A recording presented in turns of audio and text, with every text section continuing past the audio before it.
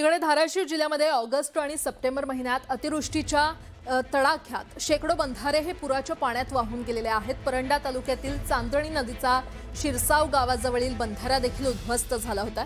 या बंधाऱ्याच्या दुरुस्तीचं आश्वासन देण्यात आलं होतं आणि यासाठी सरकारकडून निधी देखील जाहीर करण्यात आले होते। मात्र अद्यापही हा बंधारा दुरुस्त झालेला नाही आणि त्यामुळे बंधाऱ्याच्या दुरुस्तीसाठी जाहीर झालेले पैसे कुठे गेले असा सवाल शेतकरी विचारतात।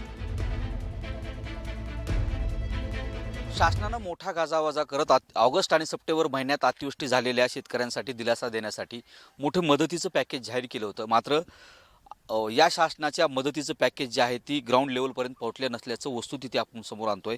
आता आपण परंडा तालुक्यातील चांदणी नदीवरती आहोत आणि या चांदणी नदीवर मोठा महापूर आला होता ऑगस्ट आणि सप्टेंबरच्या दरम्यान।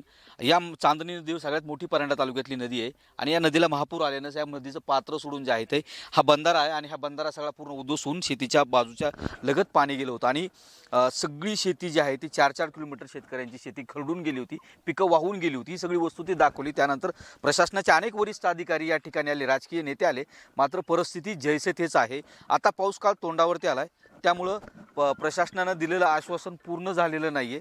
त्यामुळं आता हे पावसाळ्यापूर्वी तरी कामं कधी होणार हा मोठा प्रश्न आहे। आपल्यासोबत शेतकरी आहेत, आपण त्यांना विचारूया। मला सांगा, काय कधी हे सगळं नदीचं नुकसान झालं होतं, पंचनामा झाला का, इथली सगळी परिस्थिती पाहिली का?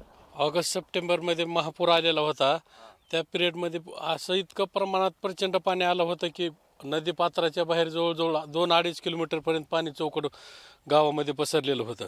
आणि आता हे जो बंधारा आहे त्या बंधाराच्या साईडनं सर्व पाणी जातं आहे। बंधारा सोडून साईडनं सगळं फुटलेलं आहे।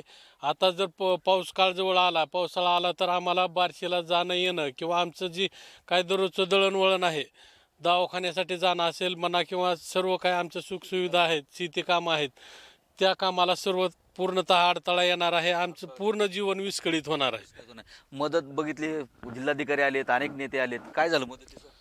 नुसतं येऊन नुसत्या घोषणा केल्या की पाऊस काळ संपल्यानंतर तात्काळ दुरुस्ती करून देतो, पण आजपर्यंत एकही अधिकारी किंवा प्रशासनातील कुठलाही वरिष्ठ अधिकारी आणि नेते मंडळी आलेले नाहीत आणि कुठलंही पॅकेज आलेलं नाही, निधी पण आलेला नाहीत। सागर जाधवसह बालाजी निर्फळ, न्यूज 18 मराठी, परंडा, धाराशिव।